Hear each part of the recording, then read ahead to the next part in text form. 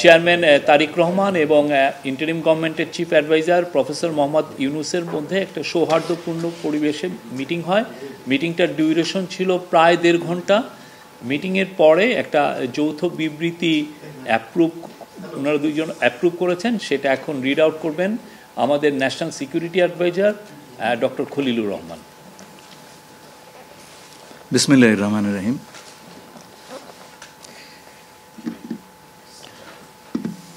মাননীয় প্রধান উপদেষ্টা এবং বিএনপির ভারপ্রাপ্ত চেয়ারম্যান দুজনের অনুমোদিত যৌথ বিবৃতিটি আমি পাঠ করে শোনাচ্ছি।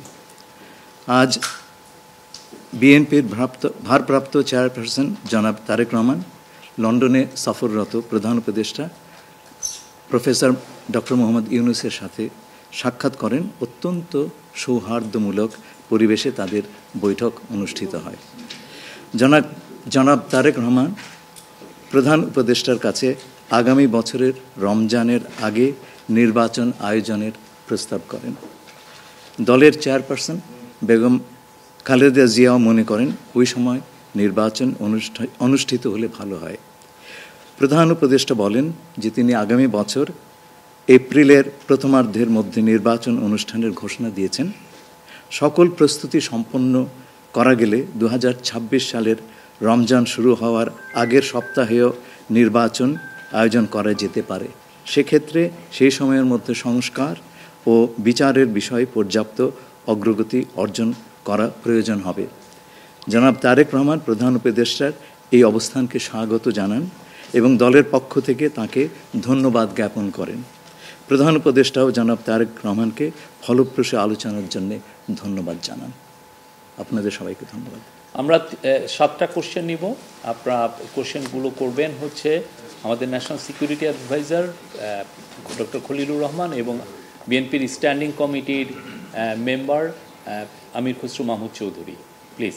আমার একটা প্রশ্ন, জুলাই সনদ নিয়ে কোনো কথা হয়েছে কি আজকের বৈঠকে?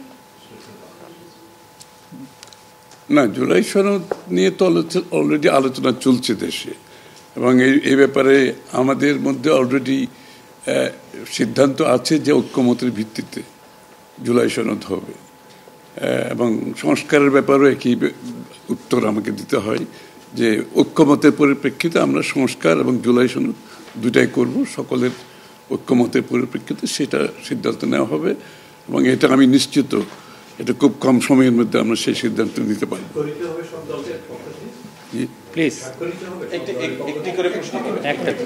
হ্যাঁ, ঐক্যমত যেখানে হবে স্বাভাবিকভাবে ঐক্যমতের পরিপ্রেক্ষিতে যে সিদ্ধান্ত হবে স্বাক্ষরিত তো হবেই, না হওয়ার কোনো কারণ তো নেই। Please please please please please. উনি প্রশ্নটি হচ্ছে যে যেটি বারবার যে কথাটি বলা হচ্ছে যে রুটম্যাপ নির্বাচনের নির্বাচনের একটি সঠিক তারিখ নির্ধারণে আসলে সমস্যাটা কোথায়? একটি সঠিক তারিখ সুনির্দিষ্ট তারিখ, এর কোনো সমস্যাই নাই। আমরা কোনো সমস্যা দেখছি না। কেউ দেখলে পারে এটা ভুল দেখছেন। নির্বাচনের সম্পর্কে আজকে যৌথ বিবৃতিতে আমরা বলে দিয়েছি দুপক্ষই, এবং নির্বাচন কমিশন আমরা আশা করব শীঘ্রই একটা তারিখ ঘোষণা করবে।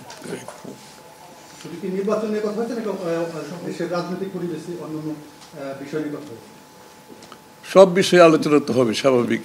আমরা তো নতুন বাংলাদেশ গড়ার প্রত্যয় নিয়ে সামনের দিকে এগোচ্ছি। সবাই আমরা চাই দেশ গড়ার যে প্রত্যয় আমরা নিয়েছি, আমরা ঐক্যবদ্ধভাবে সেই কাজটা করব। শুধু নির্বাচনের আগে নয়, নির্বাচনের পরেও বাংলাদেশ গড়ার যে প্রত্যয় নিয়ে আমরা সবাই ঐক্যমত হয়েছি, সেটা আমরা সামনের দিকে এগিয়ে নিয়ে যাব। একজন প্লিজ প্লিজ উনি বলুন। সংস্কার নিয়ে যে দীর্ঘ আলোচনা হচ্ছিল, সেই সংস্কার বিষয়ে বিএনপির পক্ষ থেকে বা তারেক রহমান সাহেবের পক্ষ থেকে আপনারা কিভাবে রিঅ্যাক্ট করেছেন? যে আবার স্যার আমি শুনি, যে সংস্কার নিয়ে যে বর্তমান সরকারের যে একটা বিশাল রূপরেখা তৈরি হয়েছে, একটা বিশাল তালিকা, সেই তালিকা নিশ্চয়ই আজকে আপনাদের সামনে উপস্থাপন করা হয়েছে। যে সংস্কার বিষয়ে আপনাদের মতামত কি? বিএনপি কিভাবে সেটাকে? না, এটা তো পরিষ্কার। এটা এখানে না বোঝার কোনো কারণ নাই। বিষয়টা হচ্ছে সংস্কার। চিফ অ্যাডভাইজার সাহেব, তারেক রহমান সাহেব, আমরা সবাই একই কথা বলছি। যে বিষয়গুলোতে ঐক্যমত হবে সেগুলোতে সংস্কার হবে, তাই না? তো সংস্কারের বিষয়টা একটা চলমান প্রক্রিয়া। এমন না যে আজ সব সংস্কার এখন শেষ হয়ে যাবে। এটা নির্বাচনের আগেও কিছু সংস্কার হবে যেখানে ঐক্যমত হবে, আর নির্বাচনের পরেও সংস্কার অব্যাহত থাকবে। কারণ আমরা যেই দেশ গড়ার প্রত্যয় নিয়েছি, সংস্কারের প্রয়োজনীয়তা সবাই অনুভব করছে এখানে। সুতরাং আগে পরে সংস্কার চলতে থাকবে। Please please please please. আমার হচ্ছে তারেক রহমান দীর্ঘদিন ধরে এখানে অবস্থান করছেন এবং স্বরাষ্ট্র উপদেষ্টাও বলেছেন ওনার দেশে ফিরতে কোনো বাধা নেই।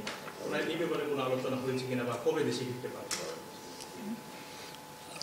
এই ব্যাপারে আলোচনার কোনো প্রয়োজনীয়তা আছে বলে আমরা মনে করি না। তারেক রহমান সাহেব যখনই ইচ্ছা উনি দেশে ফিরে যেতে পারবেন, সুতরাং এটা সিদ্ধান্ত উনি নেবেন সময় মতো। আমি একটা প্রশ্ন করতে চাই। আমার প্রশ্ন আছে যে শেখ হাসিনার যে এই যে হত্যাযজ্ঞ, সেই হত্যাযজ্ঞের যে বিচার প্রক্রিয়া, সেই বিচার প্রক্রিয়ার সাথেও কিন্তু একটা বিষয় জড়িত। তিনি বলেছেন যে তার সময় অর্থাৎ নির্বাচনের আগেই শেখ হাসিনার যে বিচার প্রক্রিয়া তিনি শেষ করতে চান এবং পরবর্তীতে তাকে ফিরিয়ে আনার ব্যাপারে তিনি সিদ্ধান্ত নেবেন। এই ব্যাপারে আলোচনা হয়েছে কিনা, এবং যদি সেটা হয়ে থাকে তাহলে সেটাও এই নির্বাচনের রূপরেখার সাথে এটা কোনো প্রভাব ফেলবে কিনা? যৌথ বিবৃতিতে এর উত্তর দেওয়া আছে। সংস্কার এবং বিচার দুই বিষয়ে পর্যাপ্ত অগ্রগতি কথা বলা হয়েছে এবং আমরা মোটামুটি কনফিডেন্ট যে এই অগ্রগতি আমরা নির্বাচন আগেই দেখতে পাবো। সম্পন্ন করা যাবে। রাজনৈতিক দল এনসিপি নির্বাচন কমিশন সংস্কার ছাড়া নির্বাচনে যাবে না বলে ঘোষণা করেছে। এই ব্যাপারে এখানে আলোচনার কোনো সুযোগ আছে বলে আমি মনে করি না। এটা স্যার বলেন কি হয়েছে? সকল দলের সম্মতিক্রমে নির্বাচনটা অনুষ্ঠিত হবে। আমরা সেরকমই চাচ্ছি। নির্বাচন কমিশন এই নির্বাচন কমিশনের অধীনে নতুন রাজনৈতিক দল নির্বাচনে যাবে না বলছে, এখনো আলোচনা হচ্ছে। এটা ওনাদেরকে জিজ্ঞেস করেন। এটা যার প্রত্যেকটি দলের নিজস্ব মতামত আছে, তবে আমরা সকলকে নিয়ে নির্বাচনটা করতে চাচ্ছি। আচ্ছা, তাহলে কি আমরা বলতে পারি যে এপ্রিলে যে ঘোষিত যে নির্বাচনের রূপরেখা, তাহলে সেখান থেকে সরকার কিছুটা সরে আসতে চাচ্ছে বা আসবে? যৌথ ঘোষণায় এই বিষয়টি সুস্পষ্টই বলা আছে। আপনারা শুনেছেন, যদি সকল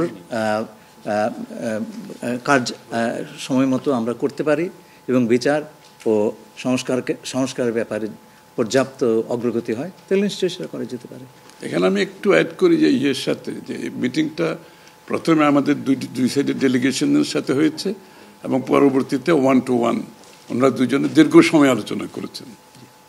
আপনারা কি সন্তুষ্ট কিনা?